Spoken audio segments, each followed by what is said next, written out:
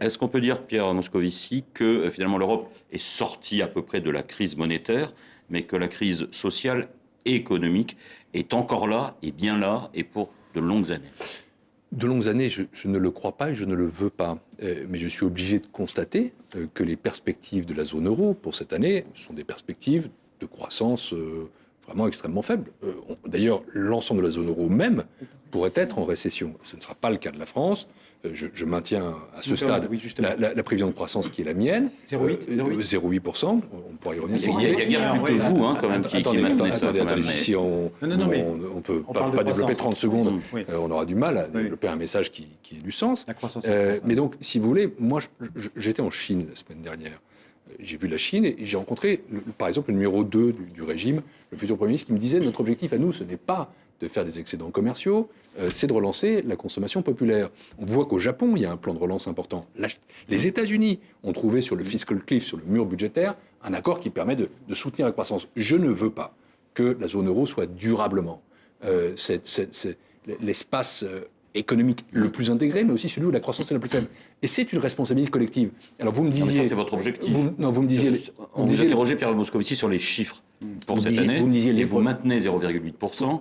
L'ensemble des experts et des instituts estiment... 0,3, 0,4. Voilà, on va être entre 0,2 et 0,5 au maximum. Je termine sur la zone euro, si vous me permettez, parce que c'est très important. La France est dans la zone euro. Oui, mais tout dépend de ça pour nous. Notre avenir, il est lié à l'Europe. C'est pour ça que je disais, c'est une conviction pour moi. C'est vraiment quelque chose qui est un credo très fort. Il faut que nous retrouvions de la dynamique dans la zone euro pour retrouver aussi une croissance durable en France. C'est lié.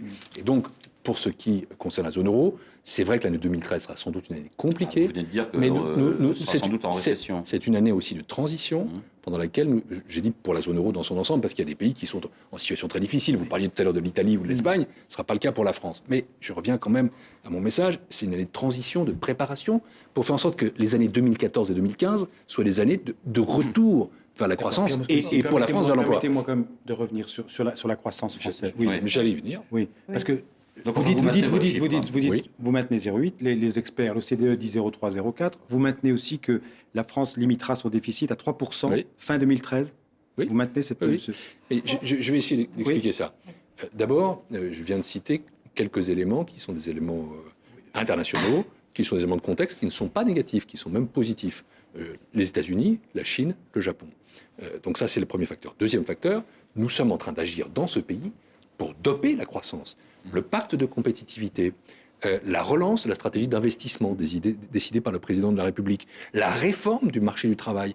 Voilà autant d'éléments qui sont des éléments puissants. Et enfin, nous faisons tout pour maintenir le pouvoir d'achat. Et donc, oui, nous essayons d'allumer tous les moteurs de la croissance et de les faire fonctionner à fond.